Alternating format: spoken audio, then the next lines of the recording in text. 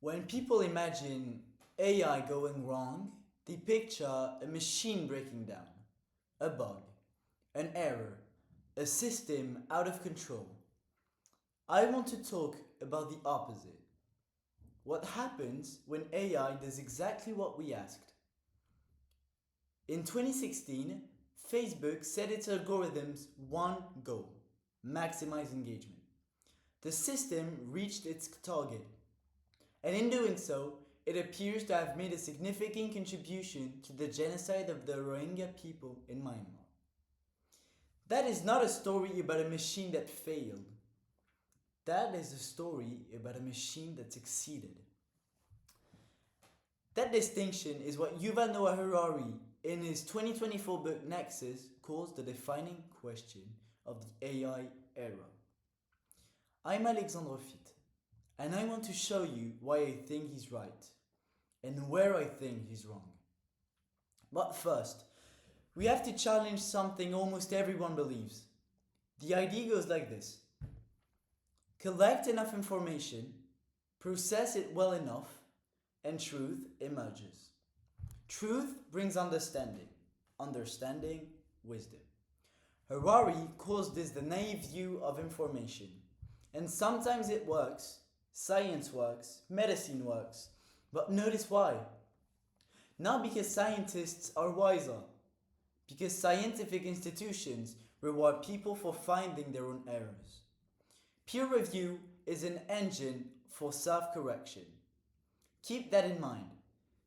It is the hinge of this whole story, because here is Harari's central claim. Information does not primarily represent reality. Information connects. And networks don't need to be built on true things to be powerful. Consider the Bible.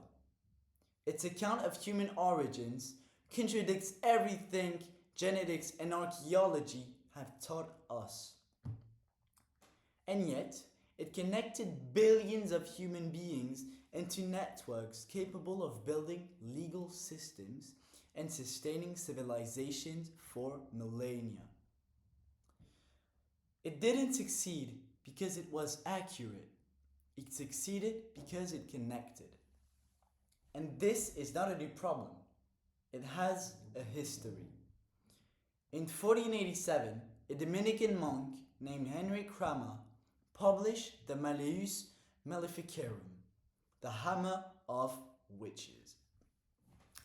It described a global conspiracy of devil worshippers, paranoid, lurid, largely delusional. And it became one of the best-selling books in Europe. Why? The printing press had just been invented. For the first time, inflammatory content could be produced cheaply and spread to people with no way to verify it. The algorithm of the 15th century was a printing press optimized for reach. And it noticed, as algorithms always do, that fear spreads faster than careful analysis.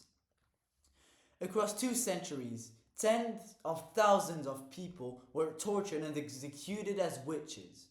More information, not more wisdom. We are not the first to face this problem, just the first to face it at machine speed. Which brings us back to Myanmar. In Myanmar, Facebook was the internet. The algorithm noticed that outrage drove engagement. So it amplified posts describing the Rohingya minority as dogs, snakes, vermin. Not out of malice. The algorithm had none. It was doing what information networks have always done: optimizing connection, not truth. By 2017, this had contributed to a campaign of ethnic cleansing: over 10,000 people killed, 700,000 driven from their homes. A United Nations report described Facebook's role as a determining factor. They had built a network that connected people around what connected them fastest.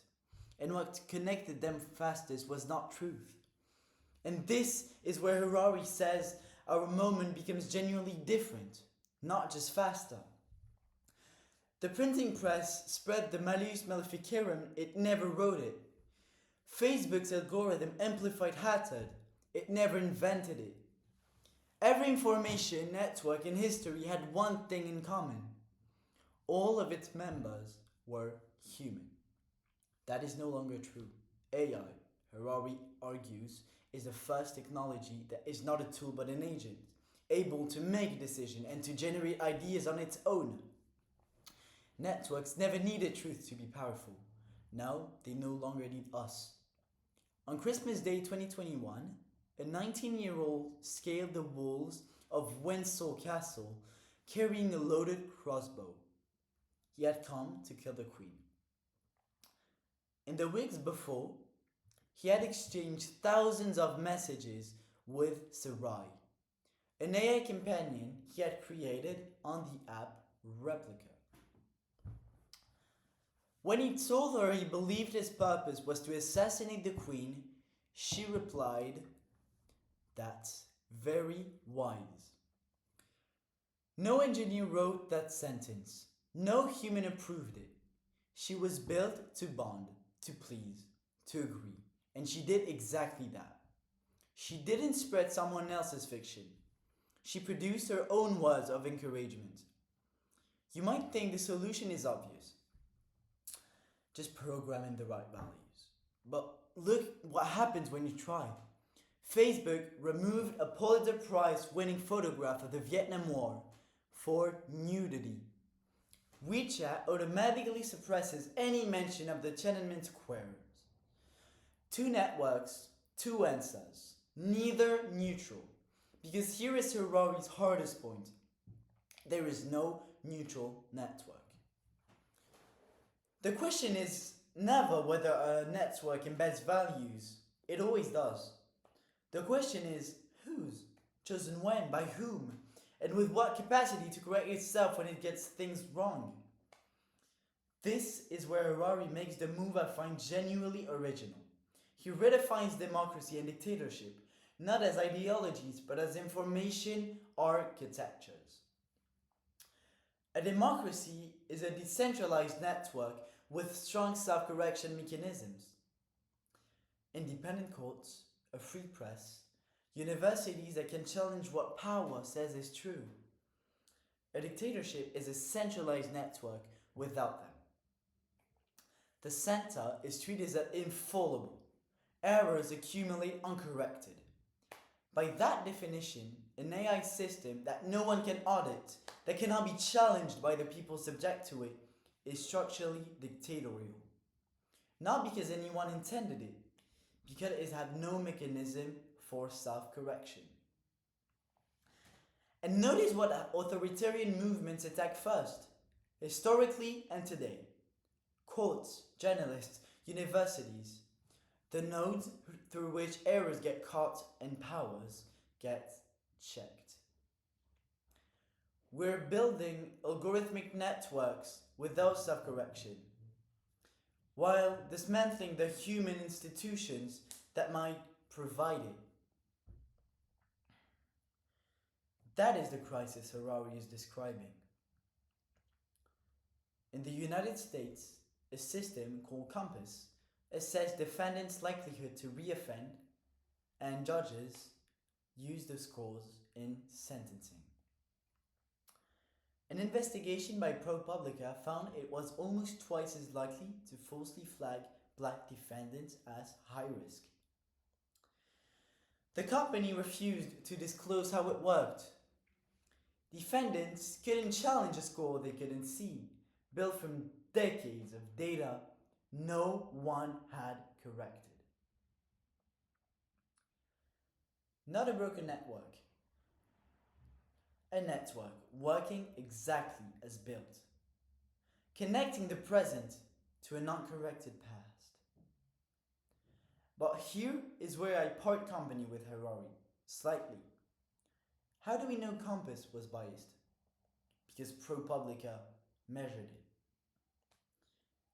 We quantified a machine's prejudice with a precision we never achieved with human judges, who were also biased for centuries, unauditably.